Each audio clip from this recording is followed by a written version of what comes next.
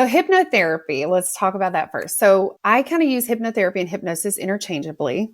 So hypnosis is guiding you into a state of focused attention within yourself. Basically, that's the gist of it. And there's a lot to that. But a hypnotic state, let's just say, is a natural state that humans move in and out of. So when we're engrossed in a book or engrossed in a movie, or when we're driving down the street and we kind of miss our turn because our mind is deeply engrossed somewhere else, that is really a state of trance or a state of hypnosis, we could say, like a hypnotic state. Yeah.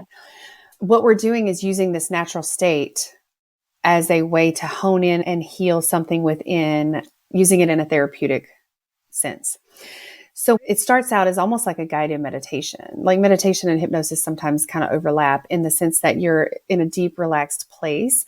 It starts out almost like a guided meditation, walking you through this relaxing experience. There's guided imagery, there's visualization, there's breathing. I tie in a lot of breath work to get people anchored into the present, into their body, to connect the mind and body.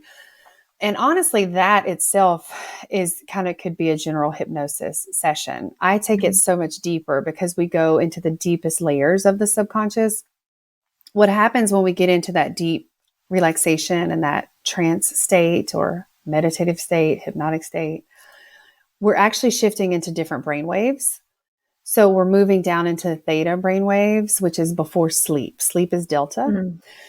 And so when we get into that deeply relaxed place, focused, narrowed attention within, we're in theta state, theta brainwaves. And from that place, we can access so much more than we can from our conscious mind, from our beta brainwaves or even alpha brainwaves.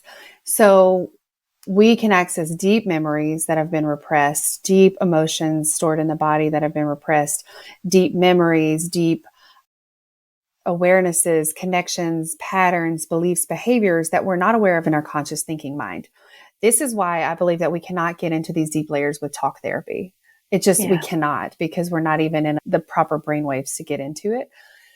So when we're in that state, what we call a non-ordinary state or an altered state, different people use different terminology. Well, first of all, let me say, we don't just access all these difficult, hard, painful things. We also access our resources, our inner wisdom, our inner strength, our inner intuition, our inner compassionate self, what I call the capital S self, what some people might call your higher self or your soul. Mm-hmm. We also access those places from this state of hypnosis or trance. So it's so deeply healing on so many levels. But what we do from that place is we access the child part that brought in this coping mechanism, this survival mechanism, this pattern, this behavior, this belief, whatever is showing up in the present day.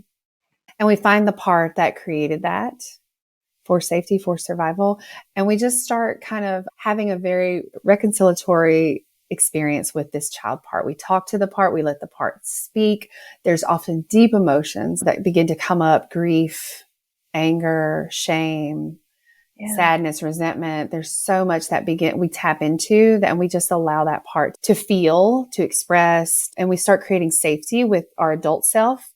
So it's like a reparenting. We take our nurturing adult self and we start reparenting the child part who started believing I'm not enough, or I'm not worthy, or I have to be someone else to be loved, or I have to, whatever we all have these patterns. And so it's really a deprogramming of all of that and connecting to these little parts that are vulnerable and scared and hiding and terrified, really.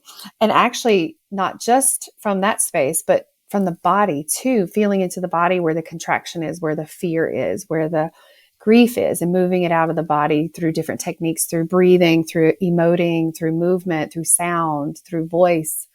And it is just the most transformational work that I found in 30 years of doing inner work.